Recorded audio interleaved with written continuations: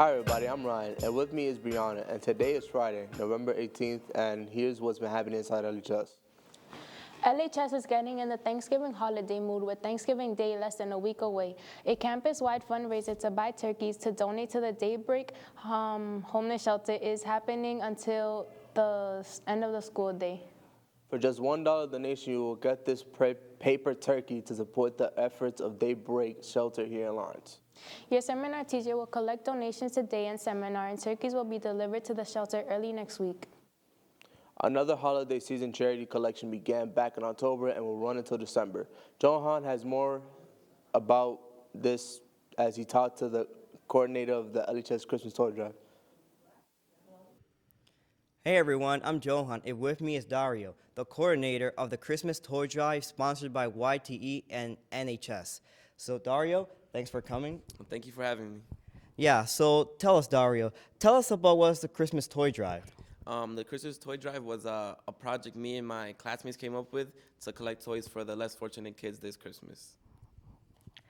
What is YTE and NHS? YTE is a class in MST with Mr. Toto and F200, and National Honor Society is a program that is campus-wide with the advisor, Mr. Gorham. All right. How can people get involved? Anybody can get involved campus-wide. All you have to do is bring in a toy if it's new or it's used but not broken. All right. What did you decide to do this organized activity for? I had to create a service project for National Honor Society and YT at the same time, so I said why not collaborate them and put them together. So I have kids from National Honor Society and from YT helping along with this. What organization are these toys donated towards? All proceeds are going to the Lazarus House and Head Start as well. We're going to split the toys in half, and hopefully every single kid at both organizations get a toy this Christmas. How long is this toy drive going for, and where can you donate them? We have these flyers campus-wide. The toy drive lasts from October 14th until December 14th, and each building has a designated drop-off center. And MST, it is F200 with Mr. Toto and 301 with Ms. Blatchford. And in HLD, it is Mr. Churchill, and in PFA, Mr. Perangeli. But if anything, if you see me or there's flyers across the halls, bring them to MST F200. Well, thanks, Dario. Thanks for joining us. No, thank you for having me. Yeah, this has been Johan reporting. Thanks, Johan. Unfortunately, not many people have donated as of yet, but it's early in the season. You can donate toys by bringing them to MSC F200 and F301. Or in PFA and HOD, you could donate to Mr. Perangeli or Mr. Churchill. The National Honor Society and YT advisors are Mr. Gorham and Mr. T. As we told you last week, the Lancer girls volleyball team made the state tournament for the first time in 11 years. Earlier this week, we talked to them about their experience throughout the season. Hi everybody, I'm Victoria, and today we're talking to members of the 2016 Lancer Girls Volleyball team. This team was the only fall sport team to make it into the MIAA Statement Tournament this year. In fact, it was the first time in 11 years that girls volleyball made it into the tournament. Introduce yourself and tell us what position you're playing. I'm Brianna Rivera, and I was a setter. My name is Brenda Rodriguez, and I'm a middle hitter. My name's Kanisha De La Rosa, and I'm an outside hitter. My name's Mimi Fawn, and I'm an outside hitter. My name is Jadina Liu, and I'm a setter. So this season got off to a slow start, and getting your first win was tough. What were you all thinking at the beginning of the season? We were all really down on ourselves. We thought we couldn't do it. But we all motivated each other in a way to keep positive vibes, and I think that's what helped us a lot. I think after we saw our first win against Tewksbury and how we were able to defeat a team that's usually something we couldn't do, what? Stop pitching.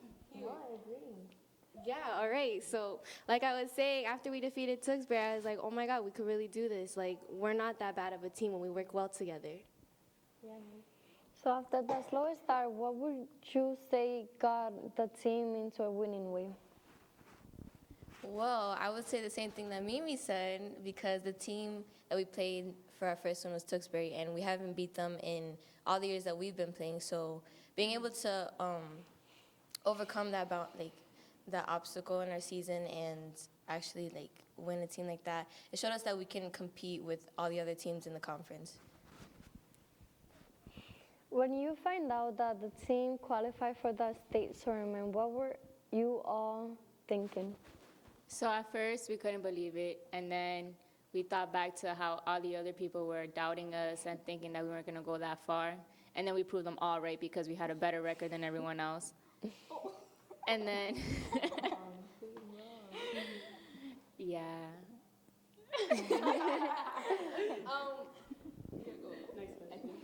All right, when you beat your first tournament opponent, which was Masconomet, what was the feeling on the bus ride home that night?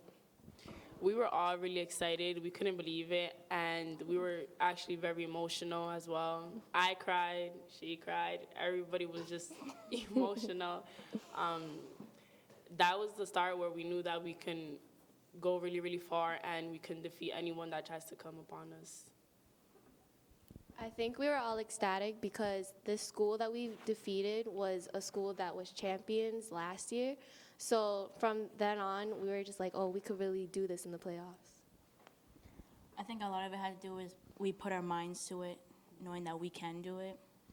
So we just played really hard that game. It was a challenging game, I'm not going to lie, but we took that win. So, what is the biggest memory you are going to take with you from this season? Ooh.